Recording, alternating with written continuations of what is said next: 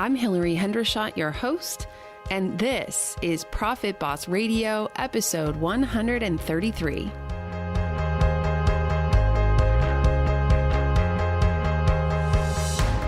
Profit Boss Radio is your weekly wealth mastermind. Profit Boss is also a community and a movement for women who are ready to take control of their money, break the glass ceiling, and give ourselves permission to finally have enough. Want the secrets of wealth to be yours? This is the place. I'm Hillary Hendershot. I'm a certified financial planner running a leading advisory firm for women, and I'm sharing with you real stories from real life and real women who are making it happen. Forget Wall Street. Let's do this, ladies.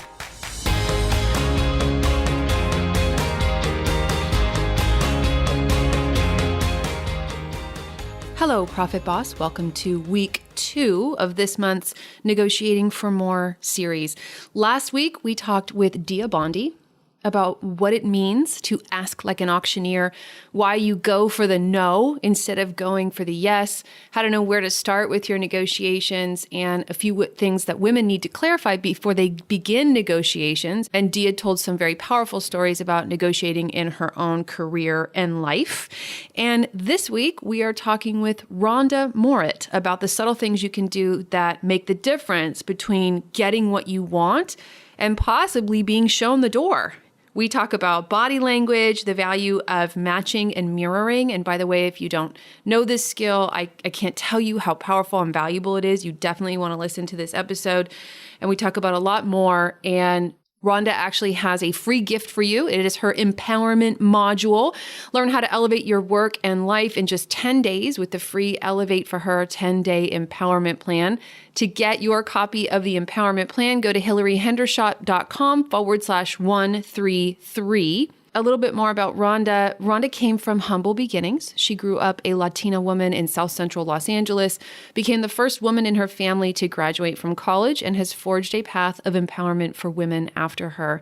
She became a branding and marketing expert, and Rhonda directed campaigns for Google, Nike Golf, the PGA of America, Universal Studios, and Subway, as well as working with high-profile personalities, including Tiger Woods, Billie Jean King, and best-selling author Robert Kiyosaki.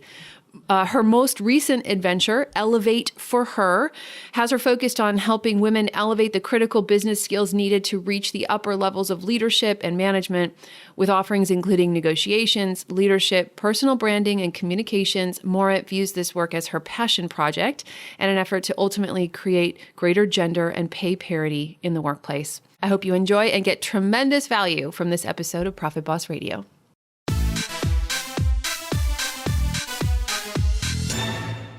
Welcome to Profit Boss Radio, Rhonda.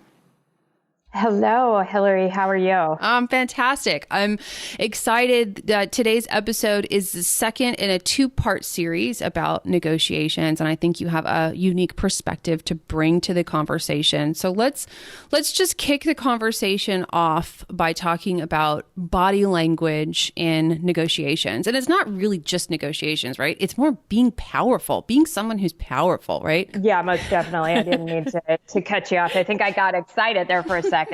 But being powerful is exciting. It is exciting, right? Because it's our opportunity to stand up and speak out. So that body language in any situation. And also one thing that I'll just add is when we say negotiation, sometimes we get mired in the thought of, okay, I'm negotiating to buy a new car, or I'm negotiating to ask my boss for a raise, or I'm negotiating with my client to close this new account or get this new deal.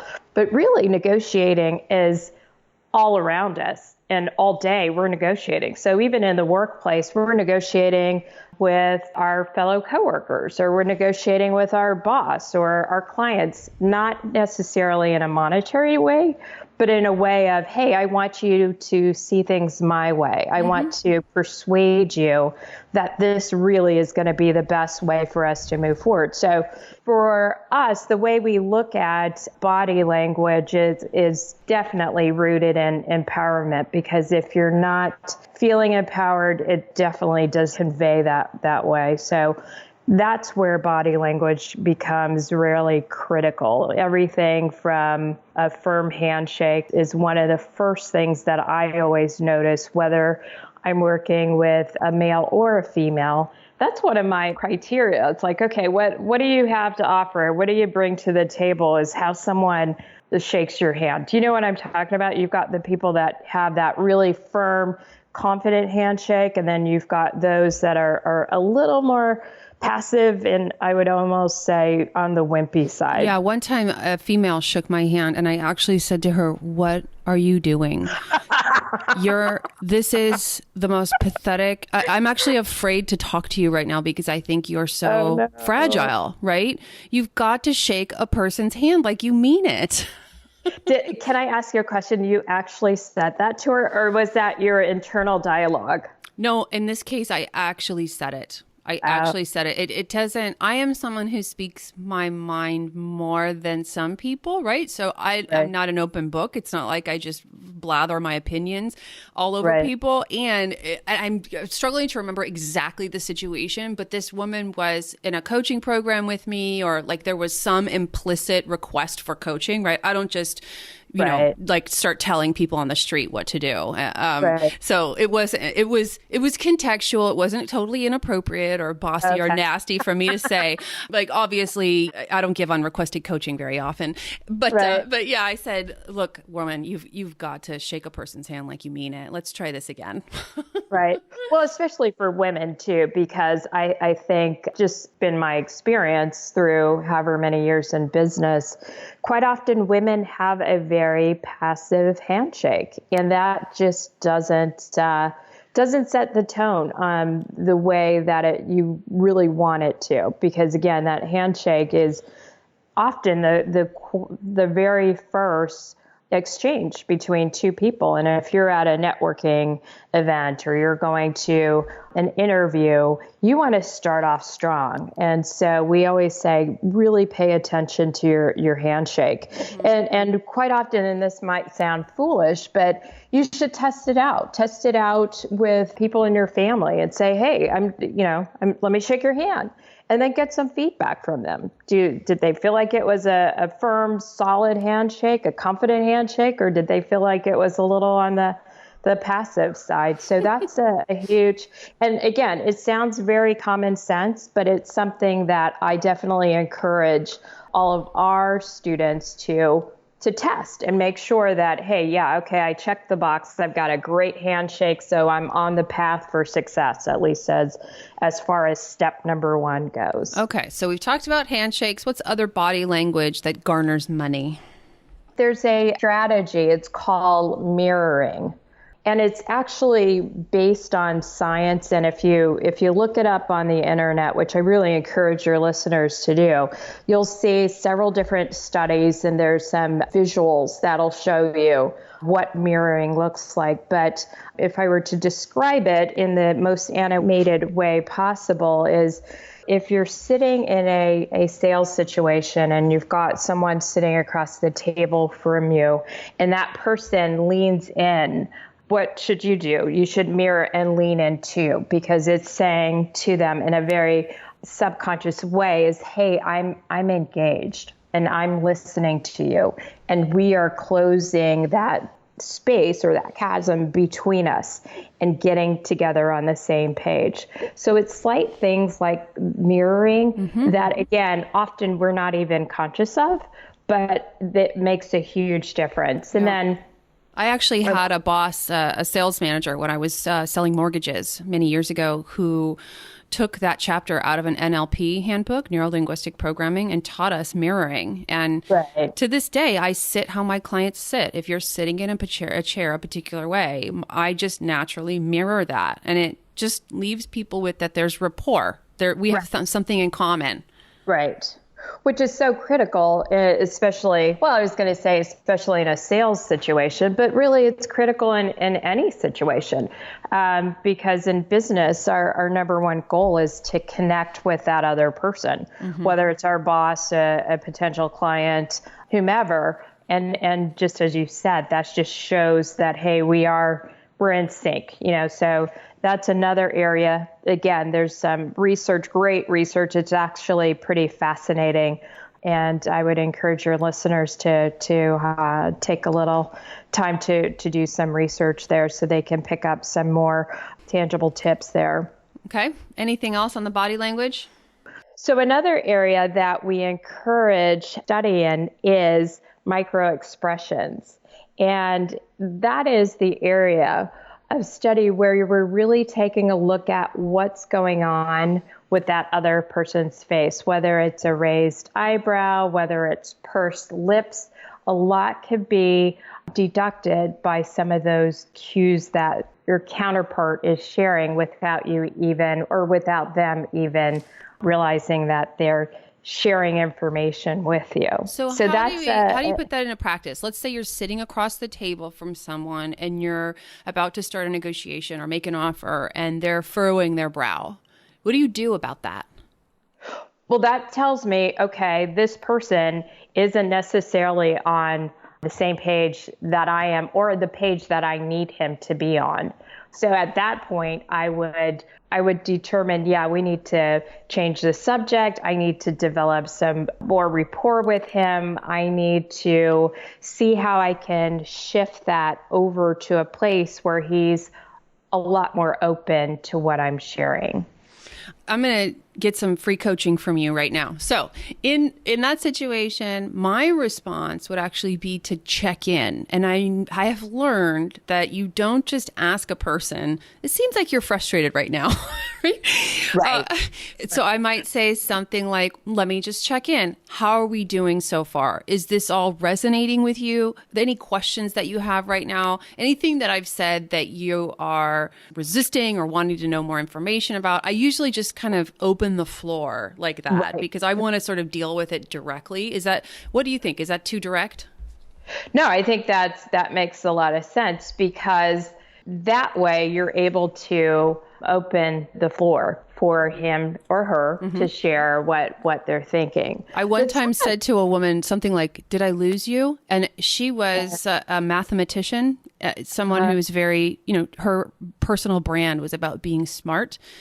I could not recover the relationship. That's what I was about to say. Yeah. You have to be careful though, because sometimes when you're that direct, it could backfire from you or on you, but it also could be a good thing. So just like everything else in life, it really comes down to that particular situation and figuring out, okay, this seems like it makes the most sense for me to go this direction. And if you go that direction and it doesn't work, then obviously you can change direction too. But there are going to be cases, just like you said, where you couldn't recover after that. And maybe that was just a simple poor word choice that they felt insulted or they felt that maybe you were being condescending, none of which is good.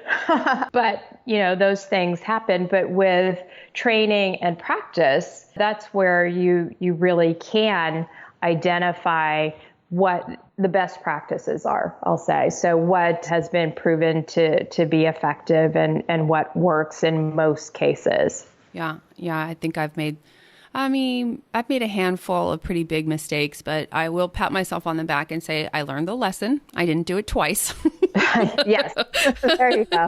That to me, asking you, did I lose you? Is just a point of information. And if you say, I can explain it and we can make sure we're having the same conversation. But I'm sure she didn't say it to me, but based on her reaction after what I said, that she was very offended, that she didn't want to be someone who could get lost.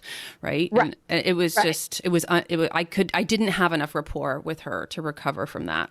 So let's take another example of a micro expression. Let's say someone refuses to make eye contact with you. What do you make of that? Well, I think there's a lot of different variables that come into play with individuals that don't want to make direct eye contact. There's studies that I think typically you think, okay, that person's not being truthful or they're trying to hide or conceal something. Which isn't always necessarily the case. It could be very much a cultural thing, right? Mm-hmm. So there's different cultures that eye contact is not looked upon highly. It's unlike what we teach our kids here in our country is, what's one of the first things? Shake their hand and look them in the eye. That's not necessarily always the case across the board and around the world. So really with that particular situation, there might be something going on. There might be some half truths or something that that person is trying to conceal from you or not share with you, or it might be a cultural thing. So some of it, again, just really depends on the situation, on how it's best handled on a case-by-case basis. But as you said earlier, with many of these situations, the more you can understand that person and the more dialogue, then you could kind of chart your way through. But getting some of the basics down of understanding micro expressions is really important and can be beneficial for you. And that's, again, part of body language. But one of the other things, just shifting back over to more of the body language discipline, is taking up space, is what it's called. So quite often, if you're going to a meeting in the conference room, women in particular like to stay kind of tidy and have, their notebook there or have their laptop, and they don't want to take up too much space. Whereas men, it's been, again, proven that men will take up a lot of space.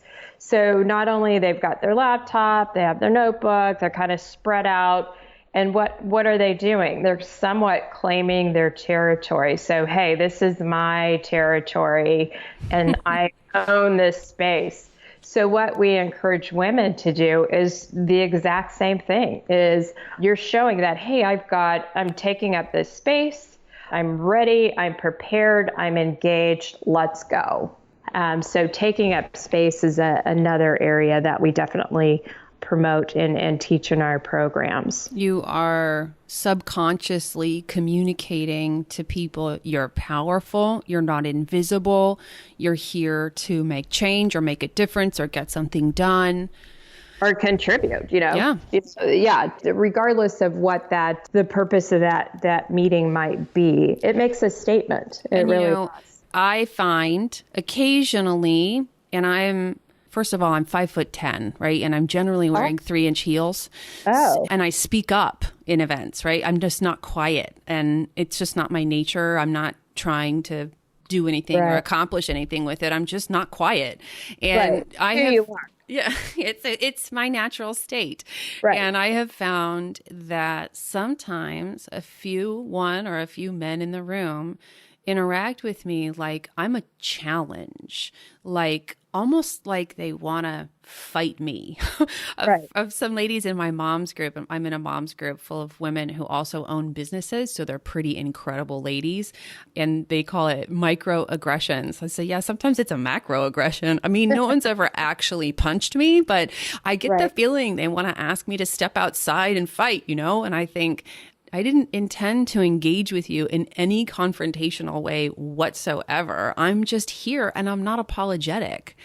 Right. And go ahead. Because I think so often men, and this is obviously when we have these conversations, we're generalizing. Of course. But for years and years, women were quite passive in the boardroom, or if they were invited to the meeting at all. So for you to come in and take up space, and not only with your height, but also with your voice, they're looking at you like, okay, wait a minute, who's she and who invited her to the party, right? So, and again, a lot of it, I think, is jockeying for position, especially when you're looking at, say, a corporate environment where you are trying to show your worth and prove your value day after day after day.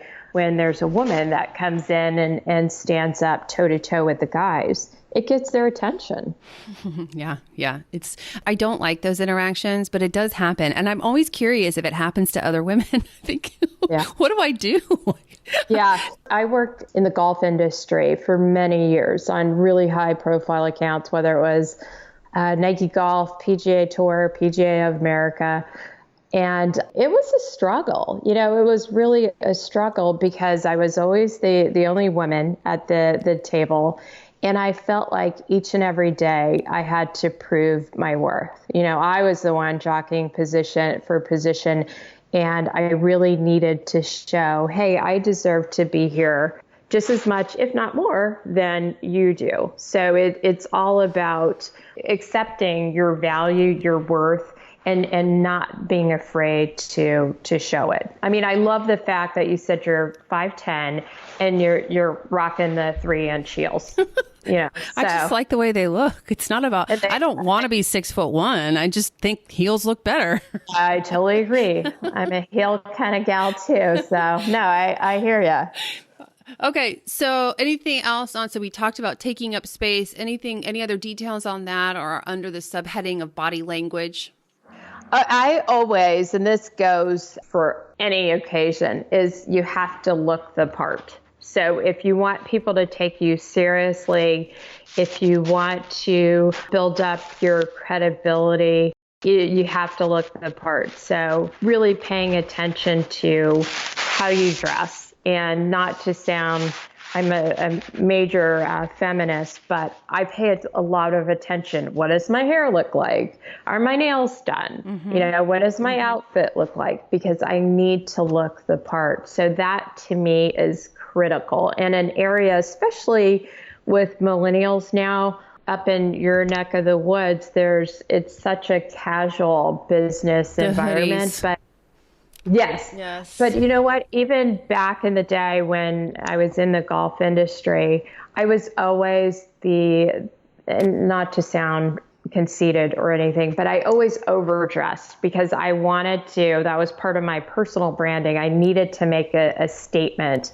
And that's somewhat of how part of my body language is what I put on my body. That's all part of that big sphere that really falls underneath the level or the header of body language in terms of how we teach that to our students. Yeah, I think one other thing, I mean, I personally am not super comfortable in suits. I just don't like that they restrict my movement, but I find I'm more comfortable in some kinds of dresses, but especially in financial services, I always have to be at least no one in the room can be better dressed than me, put it that way.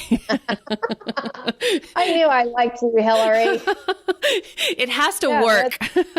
Yes, that's always, I'm not the Hillary Clinton pantsuit lady. I've never been, but I think you're right. You need to, it's all conveying how you feel and how you want to be perceived by those that you're working with. So yeah. I totally agree with you there. I think the one area of weakness for me is I am the one in my yoga pants at Whole Foods. So if I run into someone that I know professionally, they are going to see me on the weekends dressed down. And that's just the way that it is.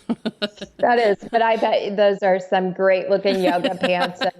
No worries. They're fashionable yoga pants. If you pay $200 for them, are they still dress pants? No, exactly. I'm kidding. I do not pay $200 for the yoga pants. I don't. Profit boss lady, I forgot. So yeah, no, I hear what you're saying, but I've always been, because again, we're women and there's no two ways about it. We're always going to have to work harder, work smarter. All of those things come into play, and how we present ourselves is just, another item on the to-do list, but it's critical, I think. Yeah. So let's move into a more general conversation about negotiations and asking for what you want and asking for more. Where would you start with someone who just knows that she's spent her life being more timid than she wants to be, that she is interested in creating a level of success and wealth that she doesn't currently have? Where would you start? Well, the first place we start is just helping women to feel empowered. So we have a 10-day empowerment plan, and it's just that. It's an empowerment plan. It doesn't include any strategies or tactics or best practices, but what it does do is help inspire women, and it gives them some tools on how they can begin becoming much more assertive in their workplace or even in their personal relationships. Ooh, can we talk about that word for a second? Don't you think some women think assertive is a bad word?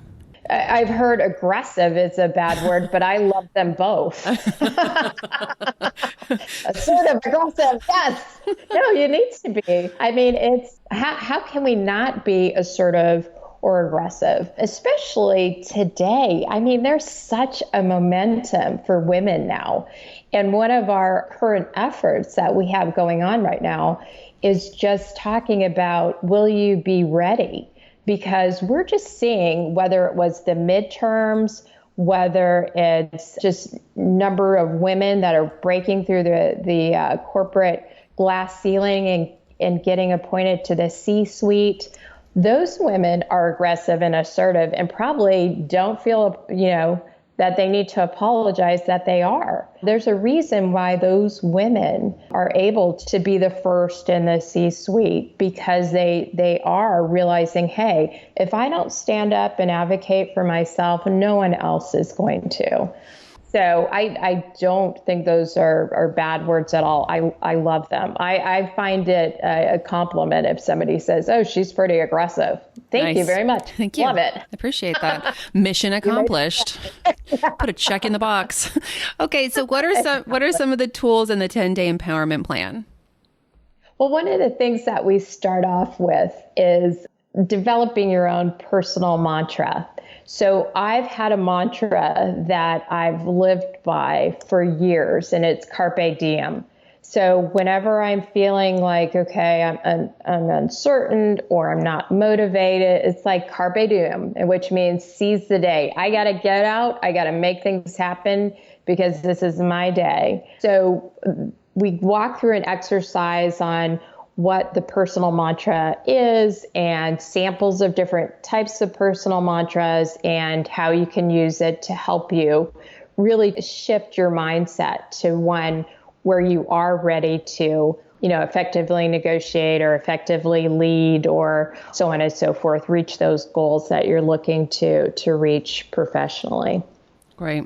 That's one of the first things.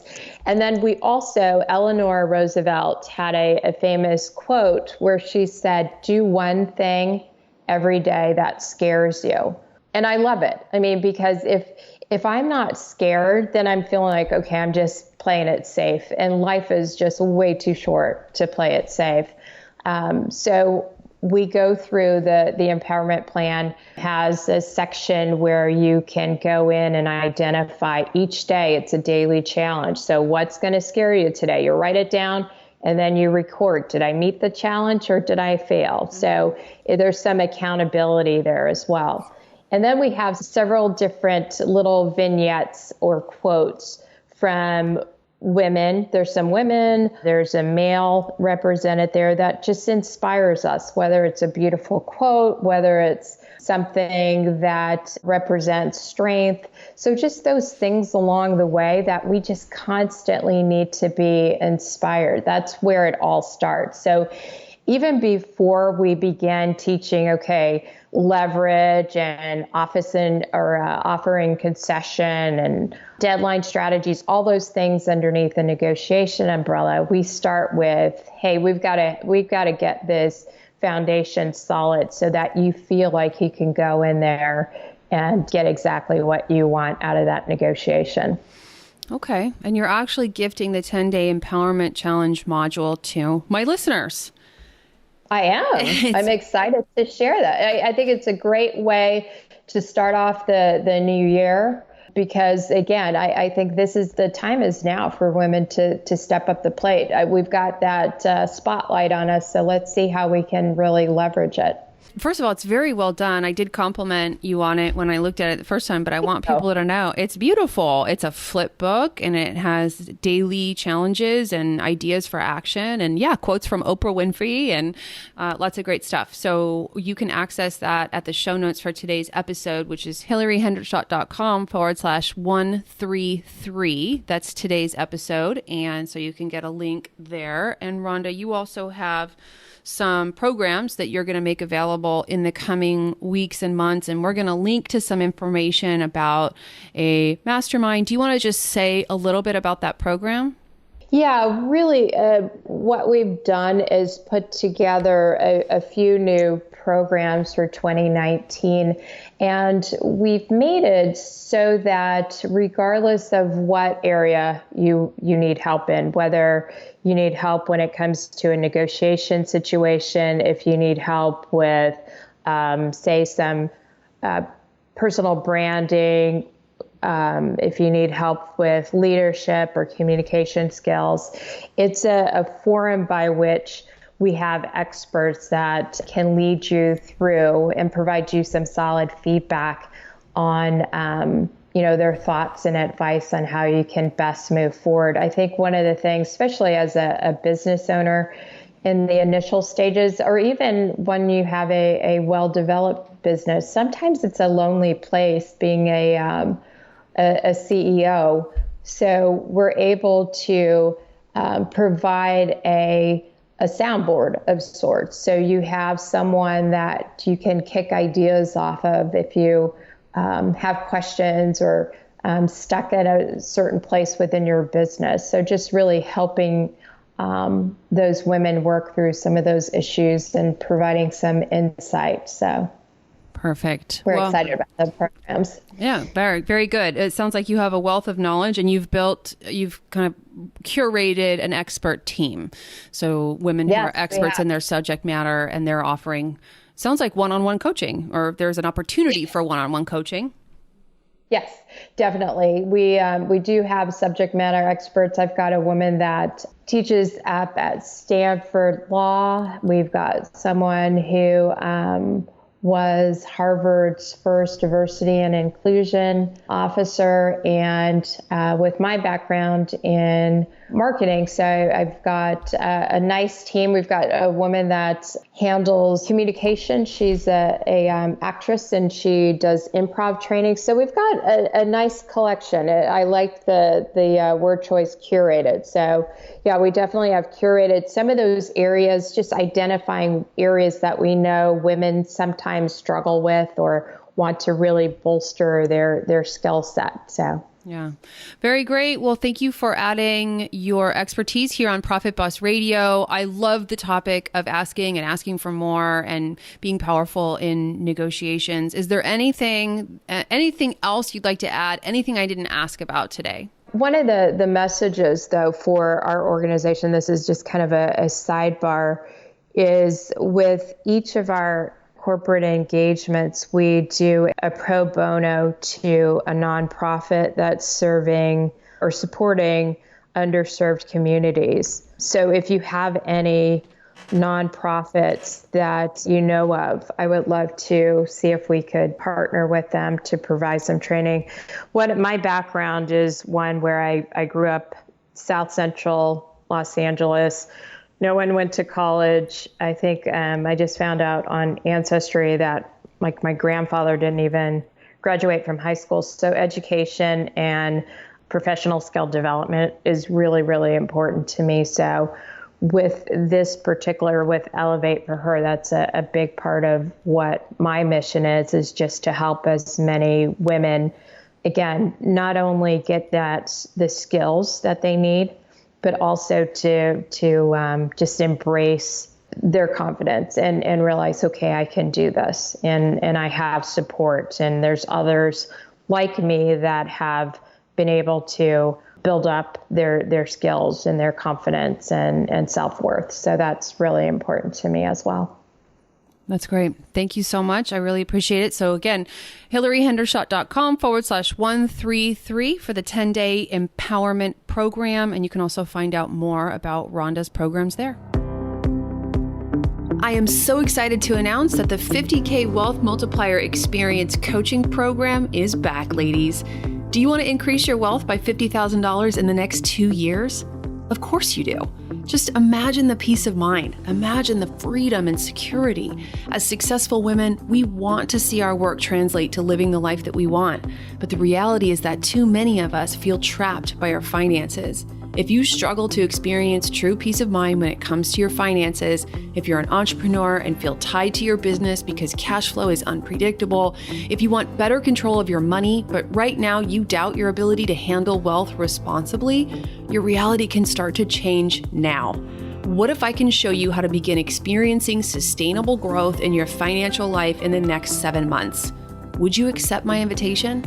Imagine being informed, confident, and in total control of your finances through a proven financial automation system. Imagine creating financial security and growing your net worth. If you're ready to ignite your wealth building future, you may be a candidate for my 50K Wealth Multiplier experience. I'm opening registrations for the second year of this successful program in April of this year, 2019, and the opportunity is only open to a select group of applicants. The 50K Wealth Multiplier Experience coaching program will run from June to November of 2019. If I take you on, it's because I believe I can show you how to create a $50,000 difference in your net worth in 24 months' time. I'm going to ask you to work though.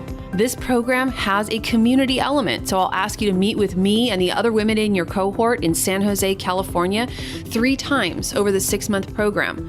You get 7 one-on-one coaching calls with me, 7 calls with my team to organize your finances and make sure you're staying on track, and we will be there with you, supporting you every step of the way. Together, we're going to transform everything about your financial life, the way you talk about money, the way you think about money, the way you handle money, and the way you grow your money. It's immersive. We're also going to open up your bank accounts and set up my proven automation system, and then my team and I are there for you throughout the program and beyond if you choose to make sure the plan is working for you. The first step is to apply. You can find the link at 50kwealthmultiplier.com. That's the number 50 and the letter K and wealthmultiplier.com. Once again, 50kwealthmultiplier.com. You should know that no results are guaranteed. Just like any coaching program, you have to take new actions to produce new results.